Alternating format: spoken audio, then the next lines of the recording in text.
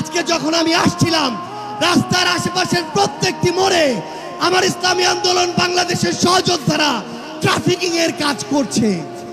এটাই হচ্ছে দৃষ্টান্ত যে আমরা কাজ করব, আমাদের রাজনৈতিক সমাবেশ করব, একই সাথে জনগণের যেন দুর্ভোগ না হয় সেটাও আমাদের মাথায় থাকবে। আমরা এর আগেও দেখেছি এই মাঠে প্রোগ্রাম হয়েছে, প্রোগ্রাম শেষ করে মাঠের প্রত্যেকটি ময়লাকে পরিষ্কার করা হয়েছে। এটাই হচ্ছে আগামীর বাংলাদেশের দৃষ্টান্ত যে আমাদের যারা সাময়িক যদি কোনো সমস্যা হয় আমরা আবার ঐক্যবদ্ধভাবে সেই সমস্যার সমাধান করব।